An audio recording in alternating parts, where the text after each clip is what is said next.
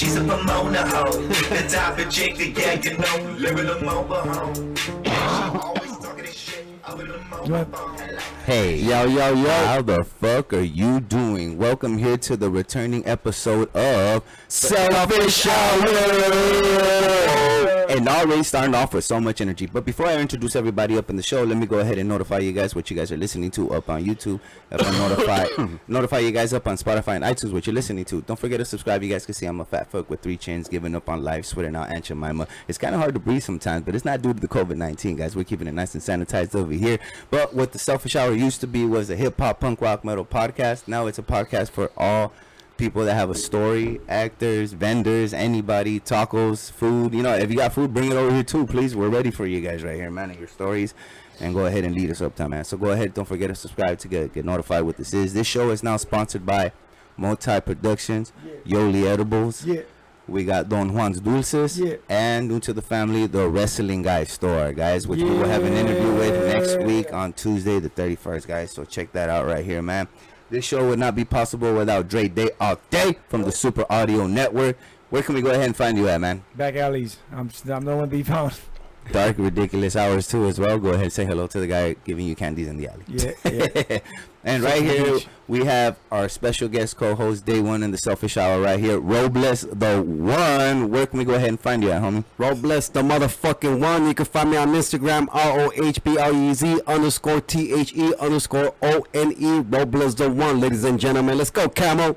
That's right, guys. And also, you guys already know the deal. KAMO211.RH Instagram. Selfish Hour up on TikTok. Go ahead and join us up on Selfish Hour live every other Tuesday right here, guys, on YouTube. And the main reason and attraction why we're here tonight, we have from American Me, Daniel Villarreal right here. Would you go ahead and let us know where can we go ahead and find you at, man? Some dark alley sometimes. I'm on Instagram and I'm on Facebook. But I think I'm going to change my name to Villarreal the 2. So you'll be able to find me. A lot more faster. The 2. The 2, guys. So right now, you already know how it is, guys. We're going to have a guest performance right here from Rohblez the One for our guest right here, Daniel. Go ahead, check it out. We already know how to do it. Rohblez, why don't you go ahead and bless the mic for us, homie? Yo, microphone check, yo.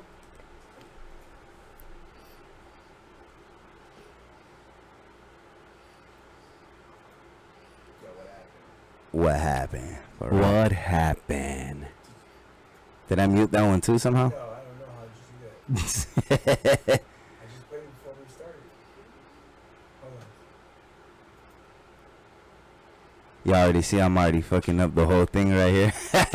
First day back and already ruining the thing. Hey, this shit never goes perfect, yo. Let's get some hip hop in it. Daniel Villarreal in the house, yo. Camel 211, Selfish Hour, Super Outer Network, Dre.day all day.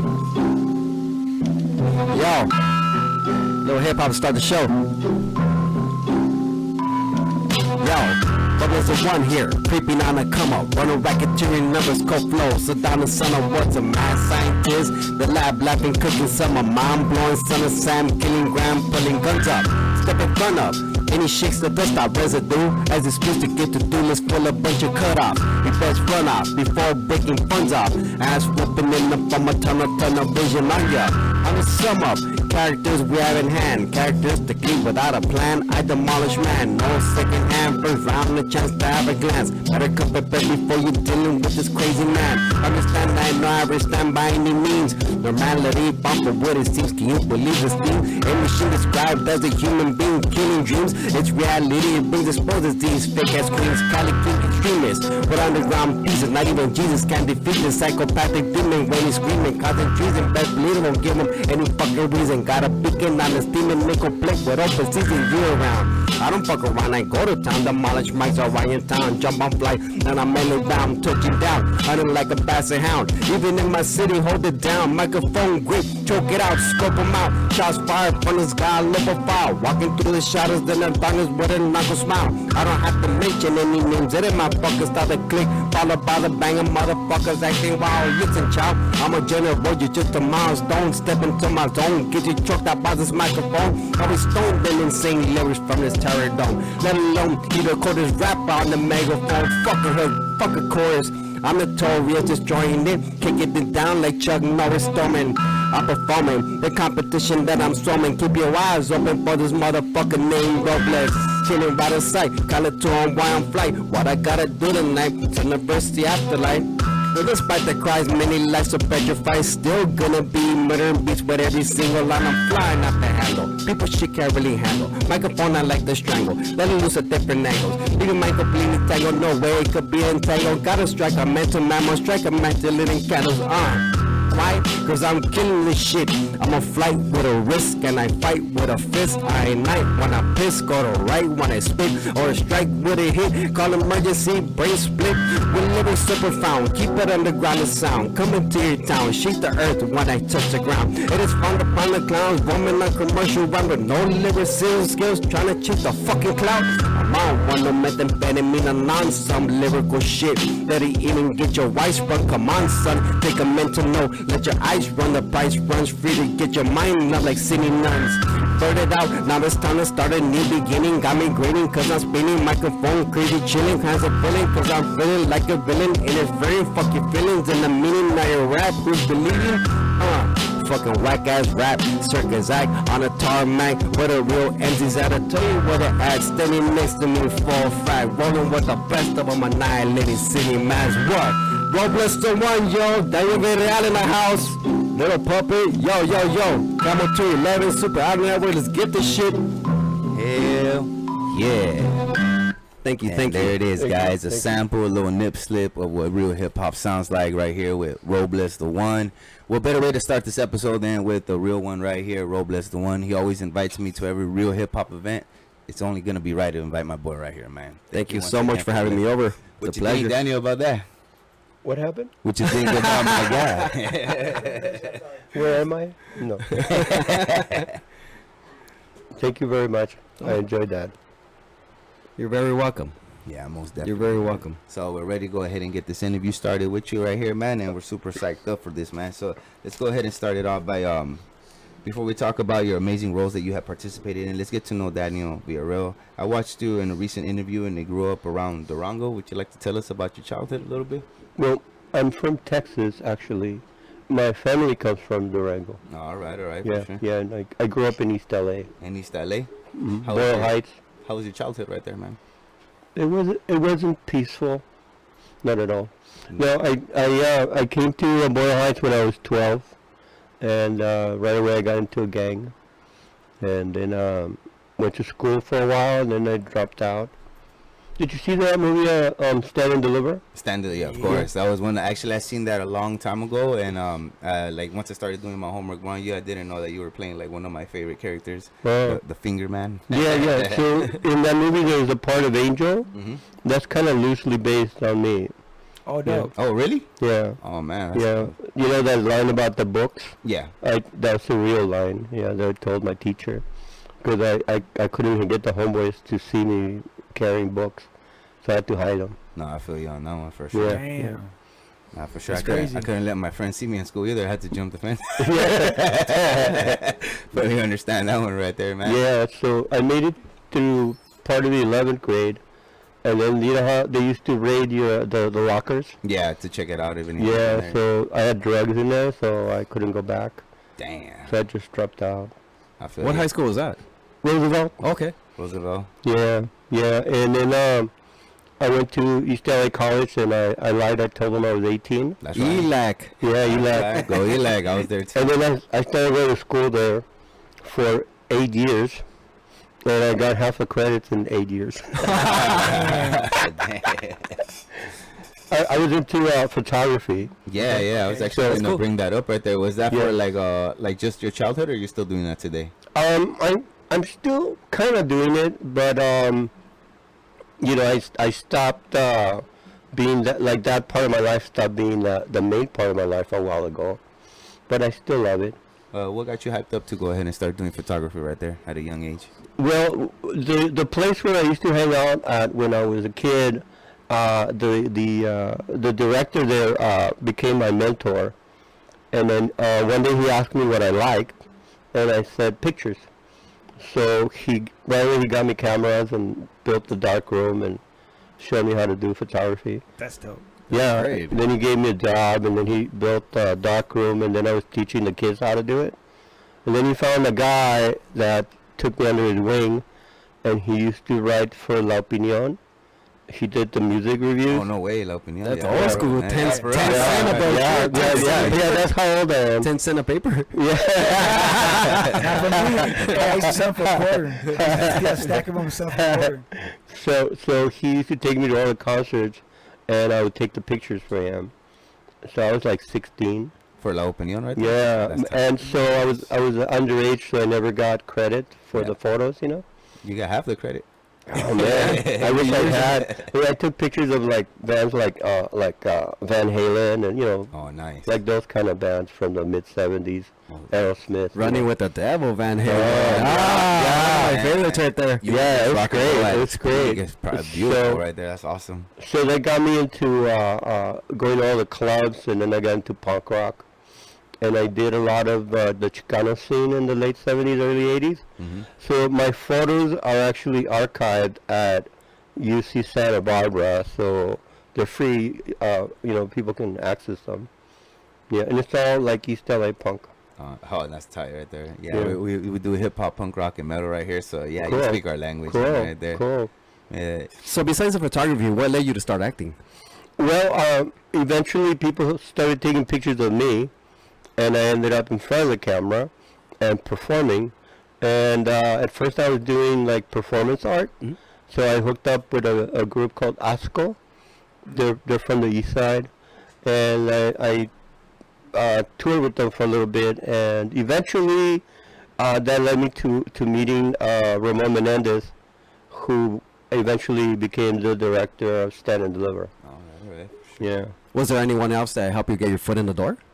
No, just me. Me being out there. Yeah. Yeah, it's always been who you know. So at that point, before cell phones and all that, Yeah. it was face to face. The footwork behind it. Yeah, I used to party and go out like every day, all day, for like years. 24/7. Yeah, I was everywhere. Van Halen running with the devil rocks. I was gonna say back in those days that was dope because you could do that. You could get, as long as you were around and willing to work, people would pick you up. And Oh yeah, Definitely. yeah. And then I, went over to the west side and all the clubs over there, and then eventually people started coming to the east side. So it just grew, That's dope. Downtown was really cool in the late '70s because there were a lot of artists living there. Now again it's been revived, but for a long time it was pretty dead. The scenery. Because the rent got too high for them. Yeah. So there was a place called Al's Bar. Nice. Yeah, and that a lot of bands used to play there. Okay. And then there was Troy Cafe and the Atomic Cafe. That's where all the punks hung out.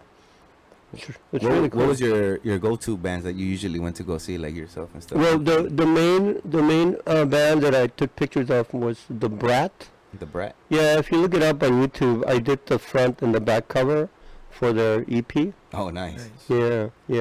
That's But it was all the East LA bands, and we had for a little while we had a club called the Vex, and it went on for a bit at different places, but that was the original place for punk rock in East LA.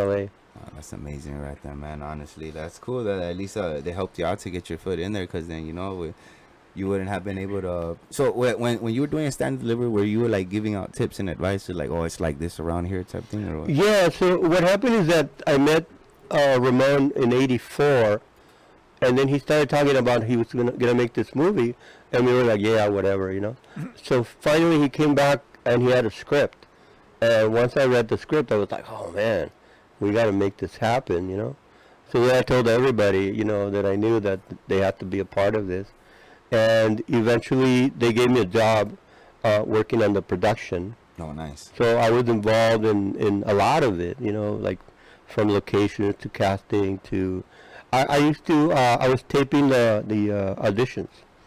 So I saw all the actors that came in, and then the ones that they liked, I would put them aside and put them on a tape for them to look at. So I started looking at what they were doing, and I was like, oh, I could do this, you know. So eventually, Eddie almost wanted me to be in the movie, and I ended up in it. But I was coaching Lou Diamond Phillips because he'd never been to East LA, from Texas.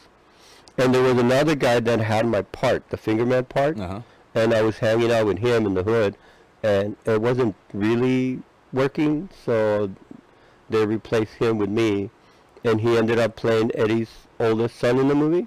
He's still in the movie, but in a different part. Yeah. And so when we were doing Stand and Deliver, we filmed a lot of it at Hollenbeck and Roosevelt. And if you see Stand and Deliver, there's a scene where we're fighting, and that was the spot where I hung out when I was a kid in that school for like 3 years. That was where that was it. That was my place. So it's really weird to be a part of the movie and then be that 15-year-old kid. Nah, I feel Yeah, it was a trip. No, but you played it so well, right there. Like, just thugging it out right there, giving him such a hard time. Yeah, well. So that was really cool right there. And I was going to tell you, you work with so many great actors. What were some of the experience that had you right there?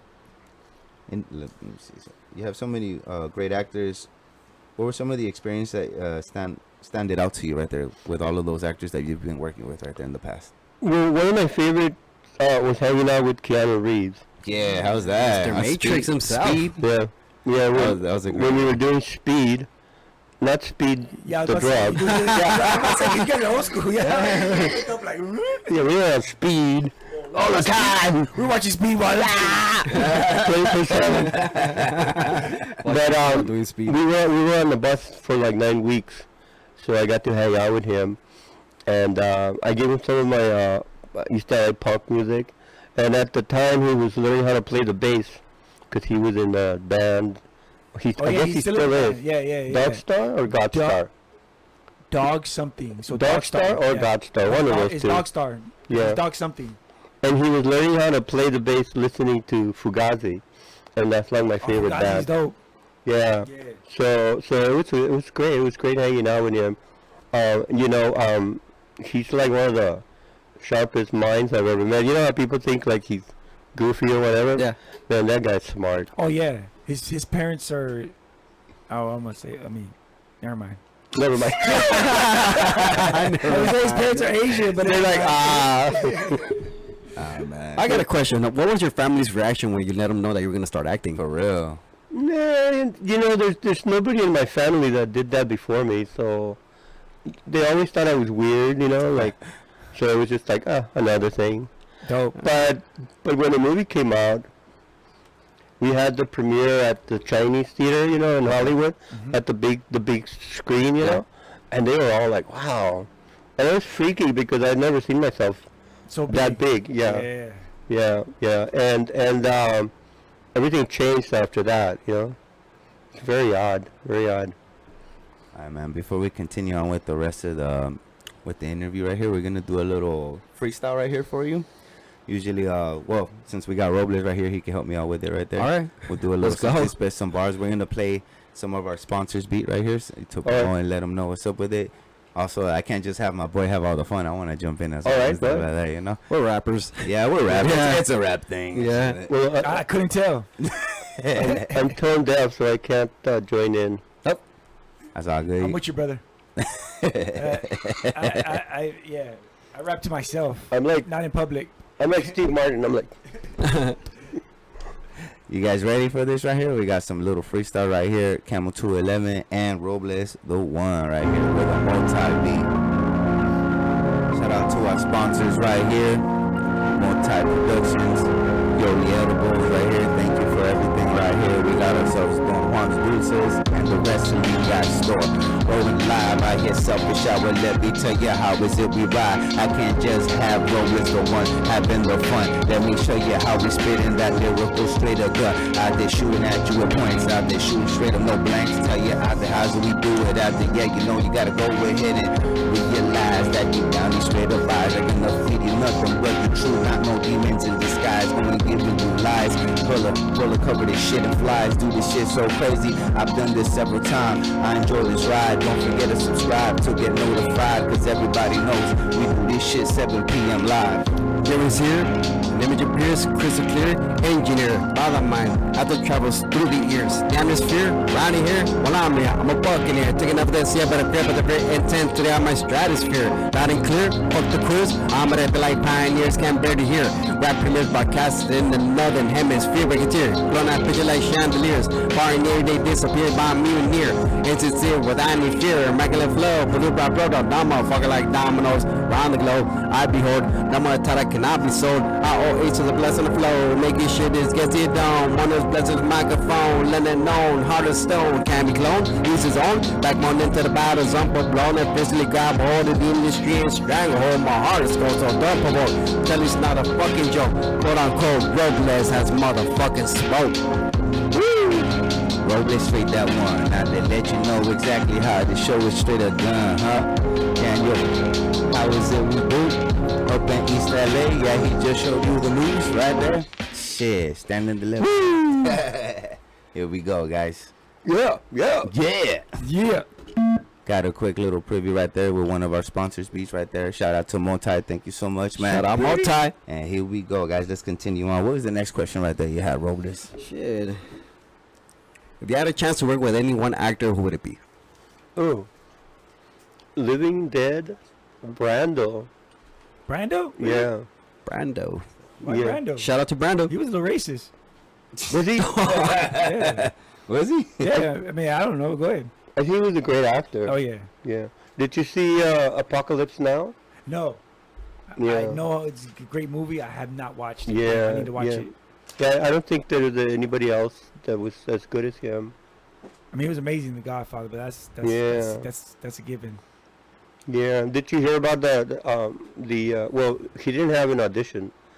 They came to his house. You Oh know? yeah. You read about Yeah, that? Yeah. He got some shoe polish and he put it on his hair, and then he put some like paper in his mouth. And next thing you know, they're like, he's the Godfather, and everybody was like, "What the fuck?" That's right. That's right. Yeah. Trying Yeah. to get into character anyway. Right away, like at Fun his boss. house. And you're like, wow, man. It's like, people like that, like Eddie Olmos, when he came to town, he was doing Miami Vice. I don't know if you remember that. That was old school. He would, I remember the show. I don't remember the guy. yeah, Yeah. he was so serious, as a cop, And when he came to our office for Stand and Deliver, he was already in character too. He was wearing the wig and everything, and we're like, wow. The little patches with Yeah. They're like, wow, man, that's They really that. got the character right there. The teacher that was, he was like, supposed to they be just acting. become, yeah. Yeah, how what was the experience right there for that one, working with him? Well, I had met him when I was like 17. Have you guys heard of the play Zoot Suit? Yeah, that was like one of his big upcoming Yeah. plays, no? Yeah, so when I was 17, they took me to see it at the Mark Taper Forum. And I'd never been to a play. I was like a little cholo, And I found out over the years that a lot of people were there. Like Daniel Villarreal was there. He was filming Boulevard Nights, and he came straight from the set to see the play. I didn't know him at the time, so there was a lot of people in the audience watching Eddie Olmos. And, oh man, he was so good, So it was like, I want to do that, I want to be that. And I was lucky that they took me backstage and I met him. Yeah. And he signed my program. And then 10 years later, I ended up working with him. And he would come into the office every day and he would go, be ready, be ready. And I was like, fuck you, I'm ready. What are you talking about? I'm always ready. Hey, don't talk to me like that. Yeah, I'm ready. yeah. So, then one day he was, come on, let's go. And brought me into rehearsal and he said, you're going to read for the part. And, the guy that played Pancho, the heavyset guy, the not so smart one in the class, he and I went backstage and we were, he was helping me with my lines. And he's actually the one that came up with the ones, the twos, the threes, Yeah. And I was like, ooh, I should do that. And he goes, yeah. So, that wasn't in the story. Okay. We came up with it. Yeah. Anyway, so it was so cool to end up working with Eddie, and then after that we did American Me. And are there any roles or projects you would like to do that you haven't done before in the past? Oh yeah, I'm always looking for like a really good part, and I'm over the years I'm attached to different things. When I was at Folsom, I met a guy there who had been there for 21 years. Whoa. Yeah, and he was like, "Don't forget me," and I was like, "I'm gonna play you. One day I'm gonna play you."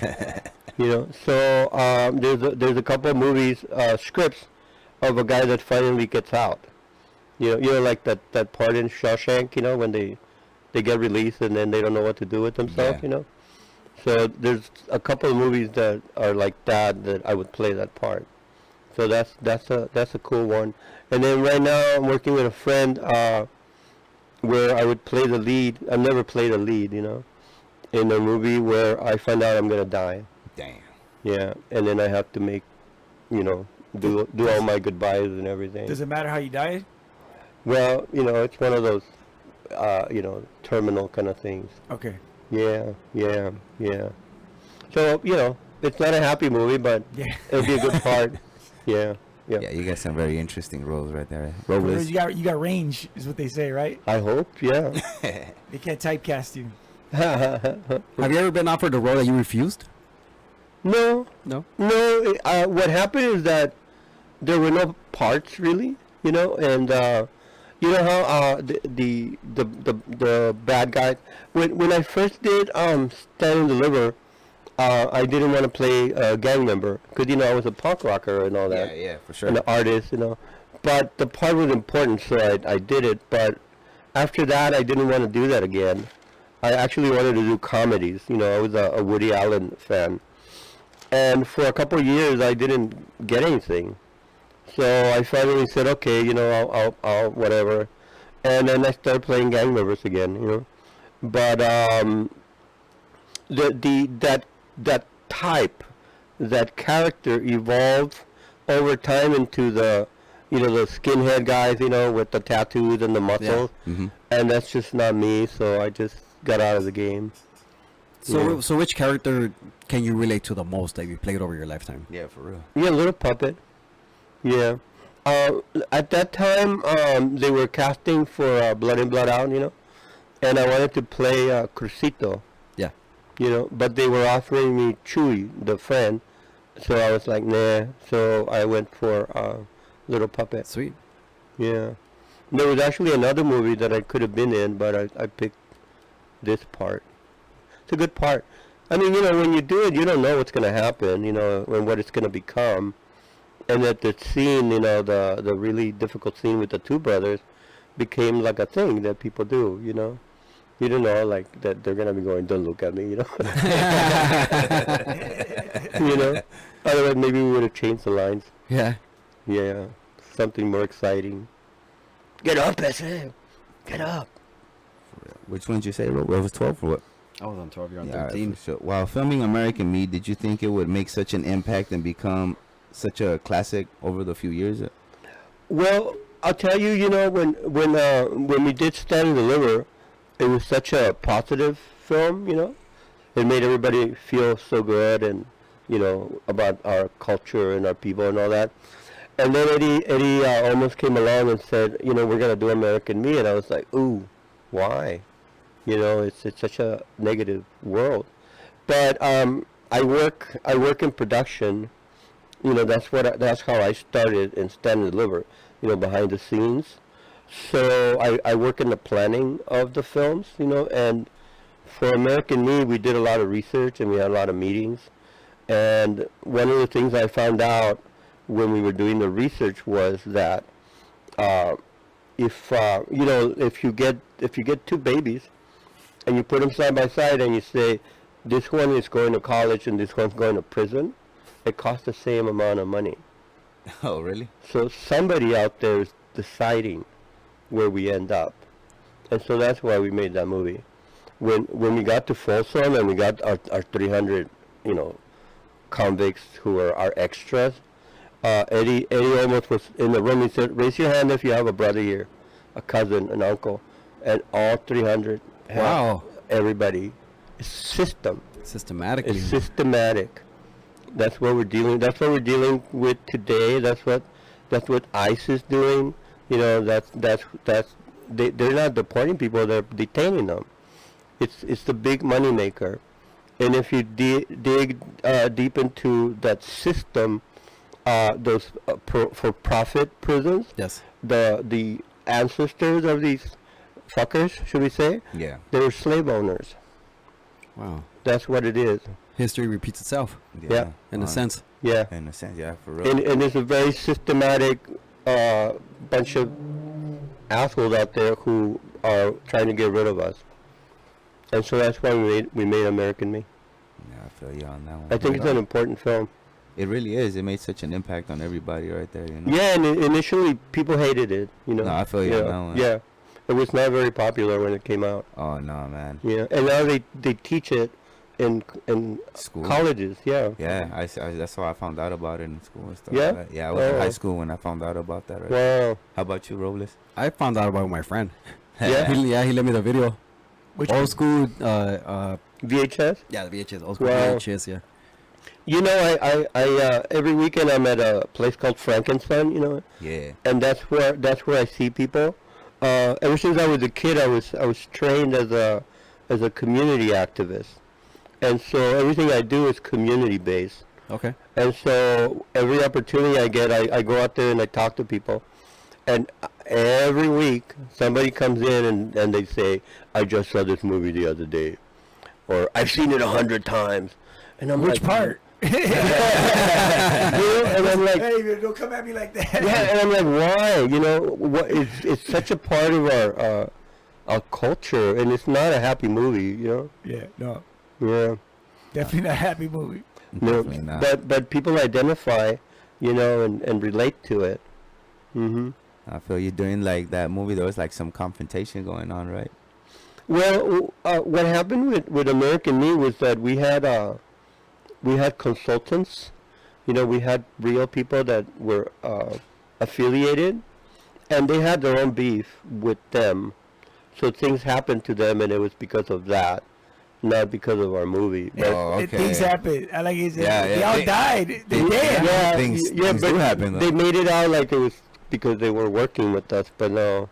The I mean, only everybody was attached to the movie that died. That's a little suspicious. yeah, well, not everybody. For real. Only 2 or 3, but Oh, really? I thought it was more, but go ahead. no, you know how it is, like Yeah. Stories get out of hand. Yeah, Yeah, you yeah. know, 100 people. Yeah, no. that's what I thought it was. But Yeah, no, yeah, you yeah. tell me 2 or 3, I believe you. Somebody's grandma. No. I heard it from his Dang. grandma. Yeah, you heard the stories too. Then. Go ahead. Yeah, I heard it. I heard him. I believed it. But the real thing was that the real guy, Peg Leg Joe Morgan, he died. He had cancer, and the guys that took over wanted to get paid, Yeah. and so then they had to negotiate with Almost.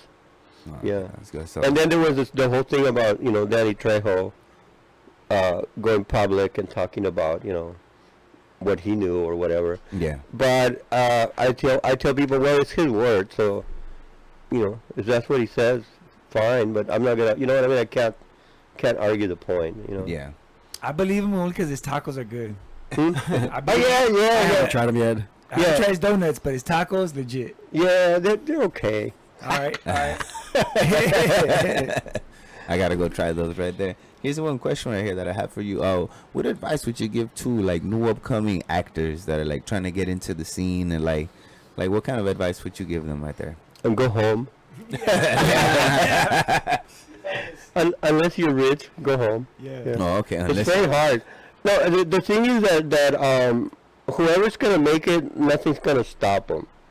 You know, it's like it's a drive. The drive is there, and then eventually somebody has to have some kind of talent. You know, because there's so many people out there. There's so many actors. You know, and there's a lot of people are making a lot of movies. Like, you know, now that there's so much more content and Yeah. but usually Self-funded. they come and go. You know, they don't get released or you know. Or they get released on like digital platforms. Yeah, whatever it is, you know. Tubi.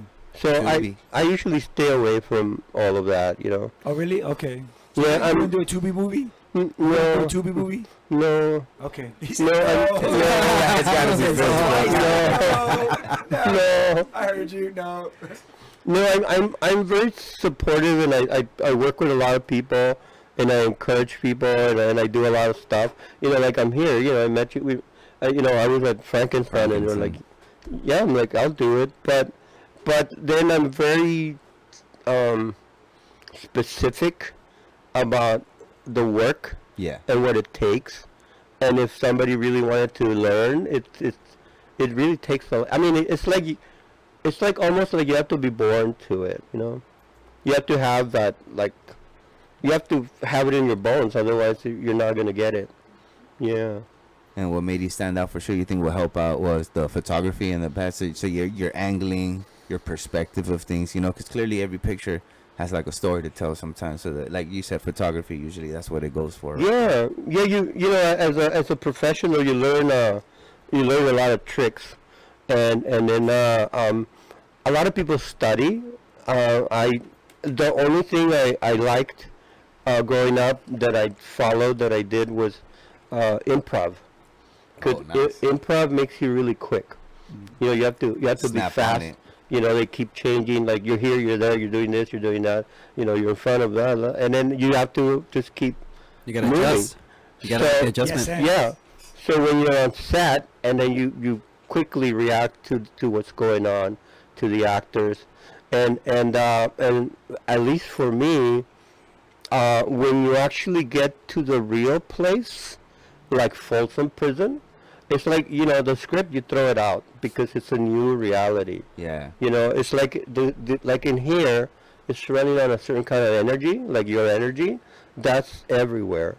And if you're not an actor, you don't get it. You know, you're just doing lines. Most actors, they just do lines. You know, to really live, to be, you know, to become something, it's like you're not you anymore. You know. Yeah, And you gotta get into character someone else. it's like when we did the scene where my brother kills me. You know, he didn't want to do it. Danny Villarreal didn't want to do it, and it wasn't until the last day of filming, and he still didn't want to do it. And he was in his dressing room, and he wouldn't come out. You know, and we're like, dude, you got to do it. You know, we got to do it. This is it. And when we finally got to do the scene, we did it more than 20 times. You know. So he like choked me for like all day long, you know. and I knew that the people there weren't gonna let me die, that we had a medic. Are you sure? So I said to Danny, just go for it. So he actually strangled me. Literally Yeah. choked you out. I don't know if you, as you can see in the photo, Yeah, for real. you see the white on my eyes. That's because I passed out. Yeah. Yeah. Yeah. Whoa. Yeah. Yeah, my feet were going like this, and then they were saying to him, "Let him go, Bro. let him go." Bro, but like knowing movies now the way I do is like, yeah, they probably could have. There could have been an accident on the set. Yeah. And they could have like lost you. And there was no stunt doubles for that. No, no. Thank And God. it was the last day, so we had to do it. I mean, not like that though. Yeah, so after that day, I had these bumps on the back of my neck for like 3 months. Shit, I bet. Hey. Yeah, from the You road. get Oh, yeah, mad? all She's like, who super gave you red. hickeys? Hey, did they have You have to to get mad? who did that to you, Danny? Danny did it. But did you yeah, have but to it, put makeup for you, like for all those times, like to cover up. no, because you don't see the back, you know. Oh, okay. But it's really hard because, like, I know that he's coming and he's gonna strangle me, so I have to look like I don't know. Yeah. You know, I'm just doing my scene, and all of a sudden he's like, ah, and I'm like, oh fuck. You gotta mentally prepare her. Oh man, yeah, like every time you have to forget that it happened, and then you have to do it like it never happened I before. mean, but he's really doing it, so it's like, It's a really weird thing, you know, being an actor like that, because you're it's like a very intimate thing where it's just you and him, but there's like 100 people all around you, and there's cameras and boom guy and people are eating over there or whatever, you know. yeah, And then here you're in the middle of like getting choked out, you know. yeah. And they said it took you Damn, 20 imagine takes all- for that one. Yeah. Imagine at all least. that attention during the sex scene. You're like, can you stop eating the tuna salad for a second? Oh man. I think he did porn when he was Yeah, I'm younger. 100% sure. Nah, My wife wouldn't let me. Nah, man, but that, how about for the viewers right here?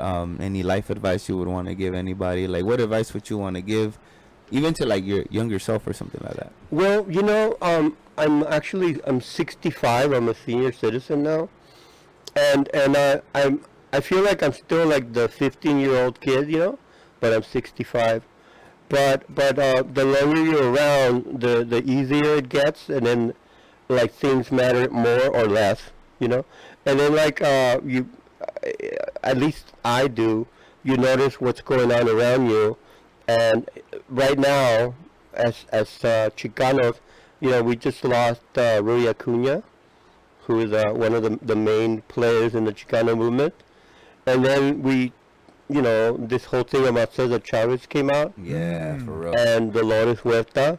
And then it's like, be careful about your heroes, your hero worship. I've never been into that, never, ever, ever. Like, we're all human. And then we just have to keep your eye on the big picture. And what is the big picture? And the big picture, as it is now, as it was then, is our survival. And you have to be aware of what is going on. You have to have your eyes open. I'm not a victim. I don't put myself in situations where I'm going to get hurt. I would never go to a protest, because if anybody puts their hands on me, they're going to die. You know what I mean? So, yeah. like people out there with ice and all that, I can't be around that.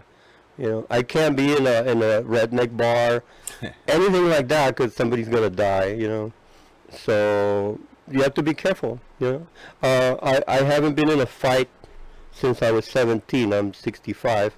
Between the age of 12 and 17, I used to be in a fight like almost every day.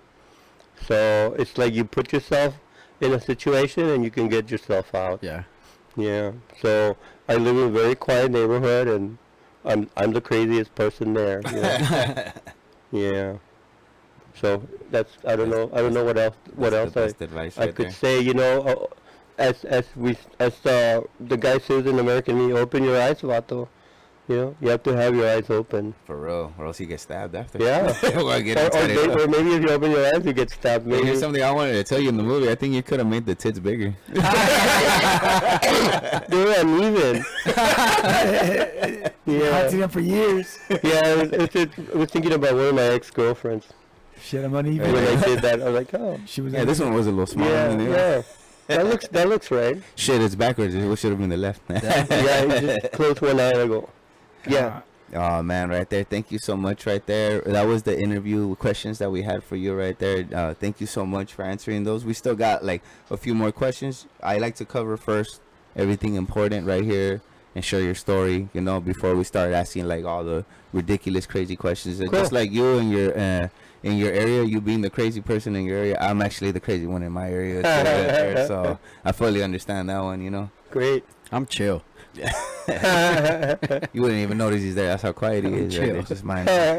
Writing and spitting bars right there, guys. How about you, Rohblez? You got any questions or anybody else on the live? Just got a few comments. American Me is it's a great film, along with Blood and Blood Out, and actually the shirt that you're wearing today, Mi Vida Loca. Those are one of my 3 favorite movies growing up as an adolescent.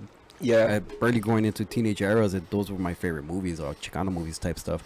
You like that kind of stuff since you were little? You were into that stuff? I was brought up in that era, that age. Your family, somebody.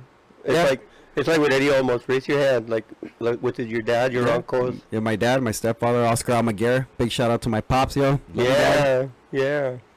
I was 12 when I got into the hood, and all my everybody was older, and they like protected me, So The lowrider era. Yeah, whenever something was gonna happen, they would tell me to leave, so I wouldn't be a Thanks part for of it. reminding me about the lowriders. Yeah. I heard that they're working on a little lowrider bike for you too, as well. Oh yeah.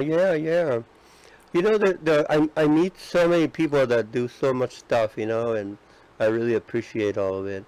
There's a guy that found the 64 that I drive, and he's restored it. Oh, nice. Yeah, so next year I think we're gonna do the Vegas show, and be there and take pictures with it. So it means something to a lot of people. Like I've never had a lowrider, Like I've driven a lot of cars in my life, but I never owned one. people offered them to me, and I don't hang on to anything. I'm actually really surprised, yeah, you know, because you got such gangster roles. I was like, I know. yeah, I bet you he drives like a Cadillac. or No, something. no, I know. My favorite cars is it's a French car, you know, and it's not at all like a Classic. low, stuff yeah, like that. I yeah. feel that. What car is that?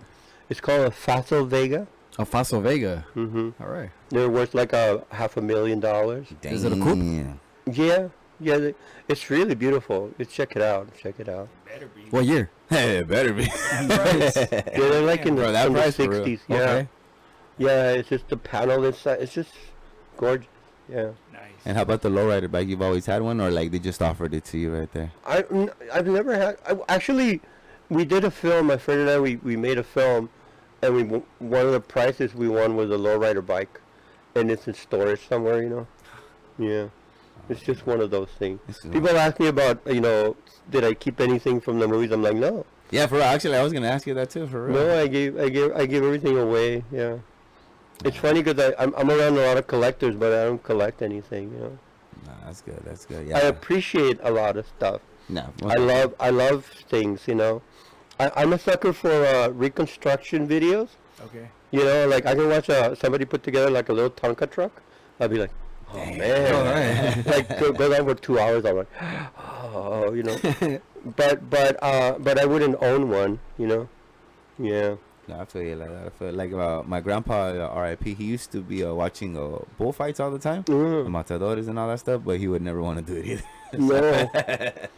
Yeah, when I was little, I lived in Juarez. I lived in El Paso, and in Juarez they had the bullfights, and sometimes we would go. You know, they also had the dog races. Oh, okay. Okay. Yeah, the greyhounds. The race. great. Oh, dang. They're Yeah. super fast. for Yeah, yeah. So I grew up around that. I don't know about you guys, but where I grew up, we gambled. Everybody gambled. Everybody. All the time, every day.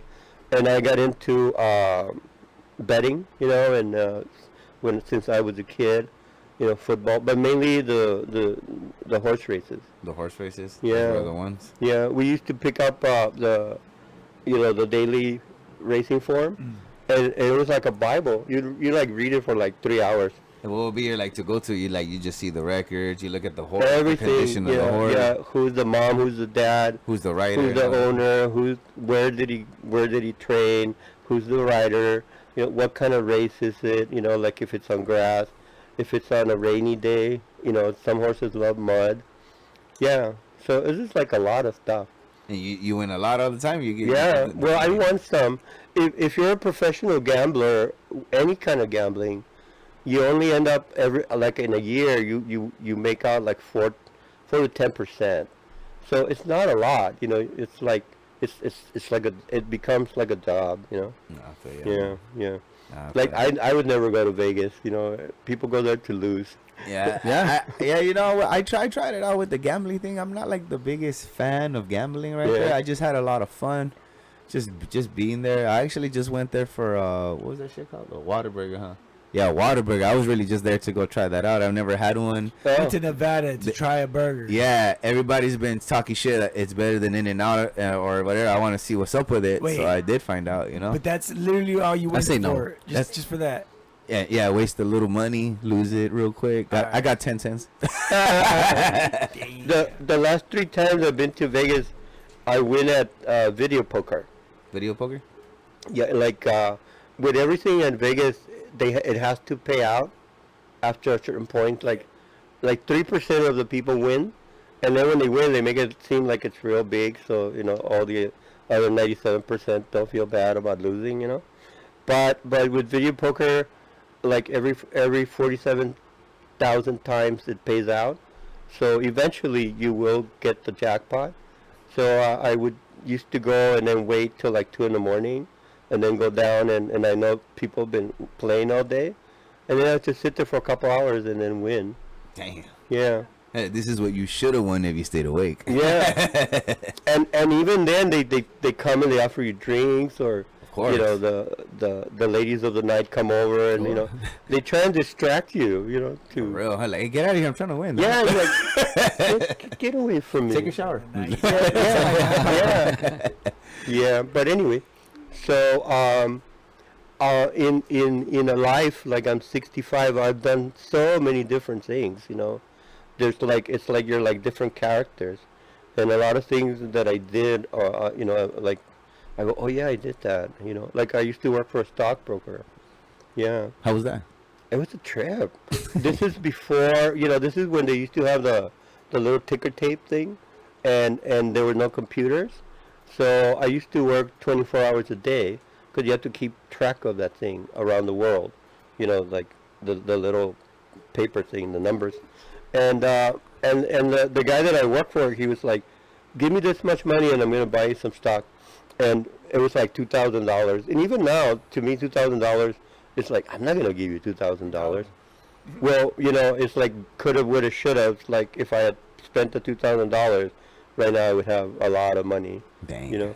But if I had been that person, who knows what would have happened. Exactly. Yeah, for real, honestly. Yeah, it's like, you take this door or that door and you never know. Hey, on the getaway, I got a question. What kind of shampoo were you wearing, man? Your hair looked super fresh when you were getting out of prison. That was a really fun movie to do. We shot in San Luis Rio, Colorado, which is in Sonora or Sinaloa, one of those two. And it's right across the border. And we shot there because there's a scene where the little plane lands, and we couldn't do it on the American side, so we did it over there. Mm-hmm. And I was working with Alec Baldwin. Oh, nice. How was that? Yeah, how was that working with one of the Baldwins? That was great. And also with Manson, that he just died recently. He was in Reservoir Dogs. Michael Madsen. He was a trip. So this is like early 90s, and we go into the Mexico side, and all of our trucks were stolen. Whoa. Wow. And that was the local police. They were pissed off because nobody paid them off. Oh, that's whack. So then the studio had to go to the governor and say, we want everything back. And he said, yeah, and then I'm going to give you the Secret Service. They're going to be your Escorting security. you around. Yeah. So then now we had the Secret Service as our security, and we're filming over there, and we're doing a bar scene, and there's like a lot of extras, a lot of women who locally they work like in the banks and all that, but in this they're like playing those girls, Yeah. Oh. And the Secret Service go, which one do you want? And I go, what, you mean which one do I like? He says, no, which one do you want? Because I could make her disappear. Boom. And I was like, whoa. I was like, what? Secret Service guy? Hello? So this is like this stuff has been going on for a long time, It's like a whole other world. I haven't to the Mexico side since the 90s. It's like, we're talking about like being safe and not putting myself in for sure. I'm not going to put myself in a situation where somebody will try and kidnap me or something. Yeah, it's a different show whether on the other side of the border. It really is on the other side, for real. I've been almost deported a few times and shit like that too. Well, at least that's what my cousins told me. Shit. Wow. Yeah. They like talk Spanish. It's like a whole other world. It is. Yeah. Yeah, man. But yeah. You have anything else or? Any more questions? Anyone right here? I'm okay right now.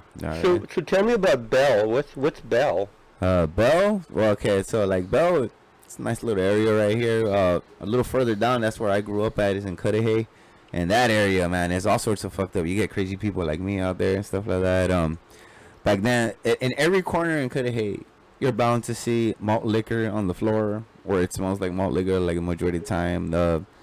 Either that or like massive Modelo fans and stuff. That's for sure. Alcohol cans in every corner. This whole area, it's not really like cholo gangster. Yeah, it was active back then in the 90s for sure. It was Gang banging is now a lot different and shit. Cause I got banged on and they're like, "Where you from?" And I was like, "I don't bang" and stuff. Like, well, we do this and like it's not really about like what gang is there. Like more like who's selling more, and they don't want competition to go there and sell really? anymore. Yeah, it's kind of changed. Gang banging has kind of changed a little bit along the way.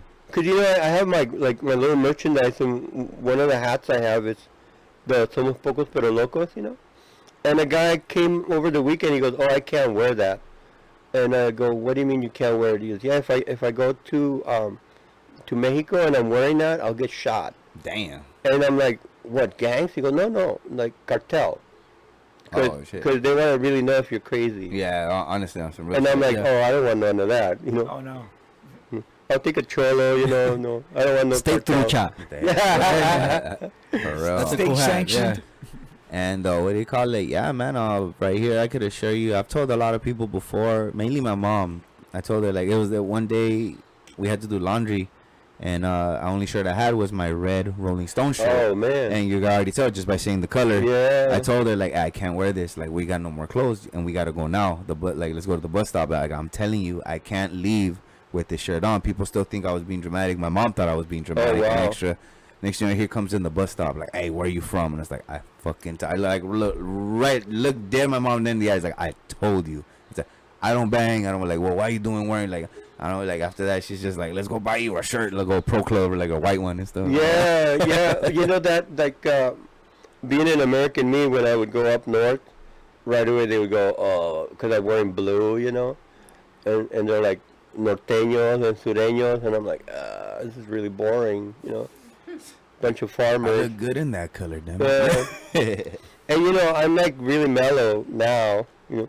But when I was a kid, like, people couldn't even talk to me, you know. Like, you open your mouth, I would like hit you with my pistol, you know. That's right. Damn. Yeah, and it was like, now it's like people come up to me and I'm like, oh yeah, I'm sorry. Yeah. I kill him with kindness. Now. Yeah. It's like, oh, I understand. Yeah, I know you're right. Yeah.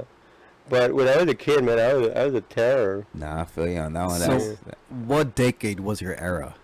It was the 80s, early 70s, 70s, 80s? to mid 80s. Yeah, like 17 years. Yeah. Yeah, and when I was 12, I was in junior high. I was selling angel dust, That's right. and I carried a 22 Dang. when I was in the, 7th grade. Angel dust is no You could do that joke. back then. For real, huh? You could do that back then. Oh man, yeah, they didn't have the metal detectors yet. Nah. Yeah. But yeah, I did PCP for like 5 years. Angel dust will have you walk in slow motion. Oh man, that stuff is It's so different. oh, it's totally different. Yeah. I don't know if you've Sounds done great. that. It would burn your fingers. Yeah. You have to use a roach clip, and it tastes like mint. So your lips were always burning, and it'd be like all minty. Yeah, because it's spearmint leaves. Yeah. Get them the LSD. Yeah. That's And then crazy, wrapped in man. foil, and then Yeah. you freeze it, and then Yeah. it dries up, and you smoke it like a joint. Was the It's feel so on that? different. I don't think Man. that's it with us, bro. Yeah. And what's the feel on that on the side of the minty You sensation? know, like a lot of people talk about Experiments. people freaking out. I never freaked out, but I climbed over barbed wire. I jumped off a balcony. I was dragged by That sounds car. like Angel Dust. You know, Yeah, and, that and sounds you're like Angel Dust yeah, reactions. Yeah, and it was like, like I would wake up, I'd be like, where am I? One time I was under a car, and the guy that owned the car pulled me out, Damn. and he goes, "What are you doing?" I'm like, "I don't know."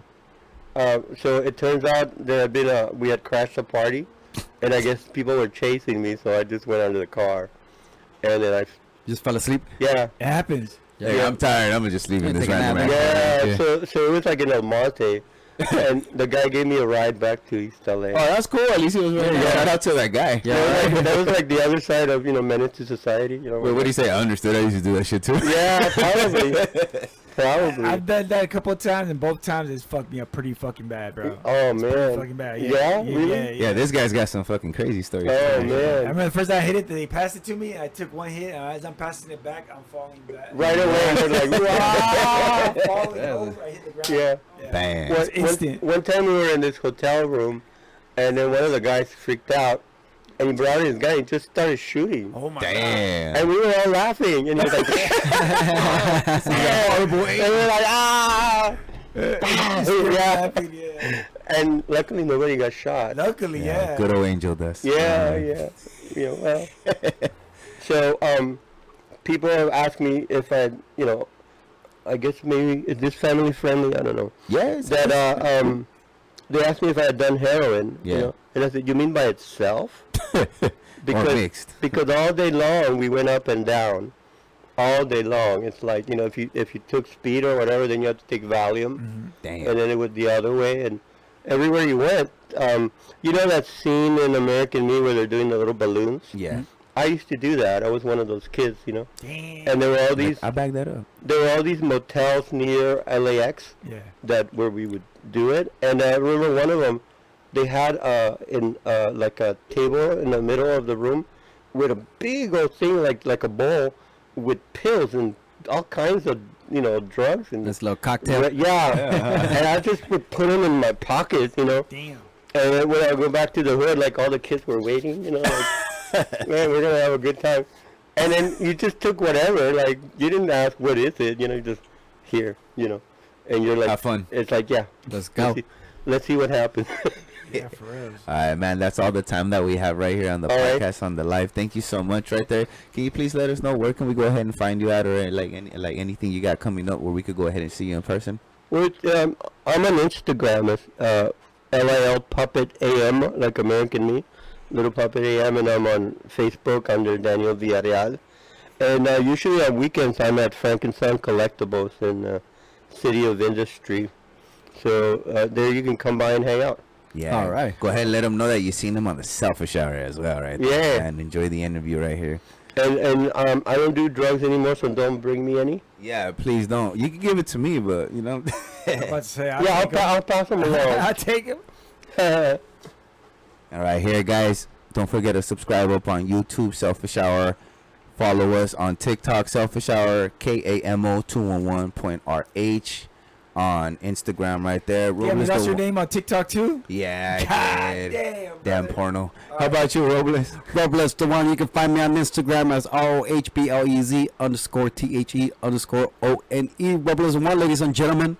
He has a OnlyFans also. Yeah, I have an OnlyFans, Foot Fetish 6969. Check it out. How about you, Dre? Where can we go ahead and find you at? Toe man? Jam #1. You can find me at Frankenstein, City of Industry with the homie right here. Little puppet right there, man.